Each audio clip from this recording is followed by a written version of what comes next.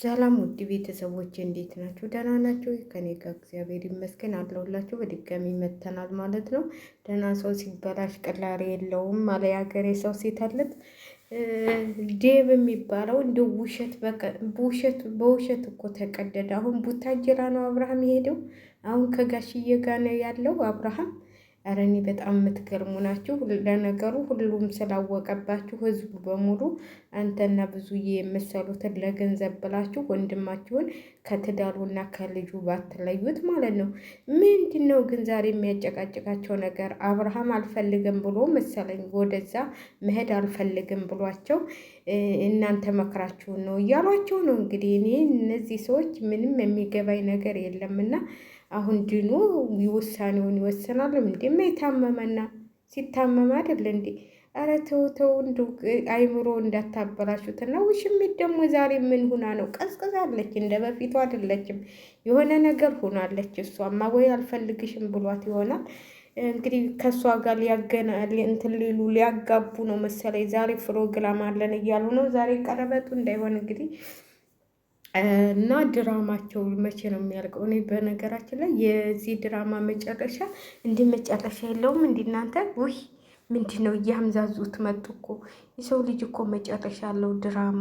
እነዚህ እኮ ድራማቸው አላልቅ ያለ እና እኔ ደብ የሚናገረው ነገር ሁሉ በቃ አራሪ ይላል። ከሩታ ጋር ቁመህ እንትን ተምትል አንተስ እችን ሳዱን ላይ የሌላት ይዘህ ተምትመጣ እየገተትክ ተምትመጣ ከሩታ ጋር ተወያይታችሁ ለብቻችሁ መመካከል አትችሉም? ምንድን ነው ሩታ ምን ነው ጠመድካት? ምን ነው ጠመድካት? አምሳያ ልጁን የሰጠችው እኮ ነች እንዴ! ምን ነው ምን ታርጋችሁ? አስራችሁ ትዙል እንዴ? ውስጡን እንደ ሩታ ስላልሰላችላችሁ ነው እንዴ? ወይ ገንዘብ ስላልበተነችላችሁ ነው እንዴ? ስለዚህ እንዲህ ከሩታ ወረድ በሉ።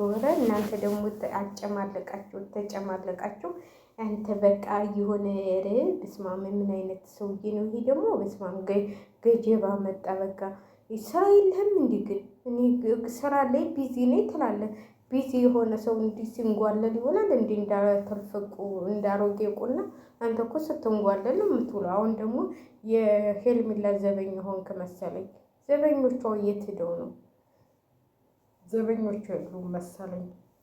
እንግዲህ ዘበኞቿ ስለሌሉ ነው ሁሉም ነገር የሚስተካከል ይመስለኛል። ታያላችሁ አብርሽ አሁን ራሱን ሲያውቅ ወደ ልጁና ወደ ሚስቱ ነው። ለምን በፊት ሩታ አልፈልግህም ስለምትለው ነው እንጂ አብርሃም በሩታ ጨክኖ አይቀርም። ሩታን በጣም ነው የሚወዳት።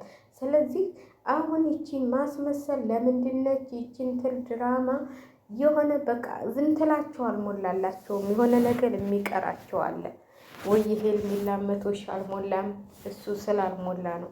እና እኔ ያታምዛዙት። እኔ ደግሞ ነገ የሚፈጠረውን ነገር አናውቅም። እኔ ብያችኋለሁ እኮ ማታ የሚፈጠረውን ነገር እያወቃችሁ አውሩ። ማታ የሚፈጠር ነገር ይኖራል እና ነገ የሚፈጠረውን ነገ የሚሰሩትን ድራማ ደግሞ አናውቅም።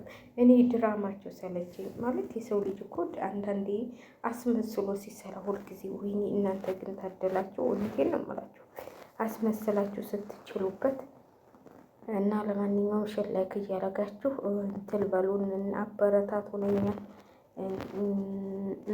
እያልን በቃ ላይክ አድርጉ። አጭር ቪዲዮ ነው ነገ በደንብ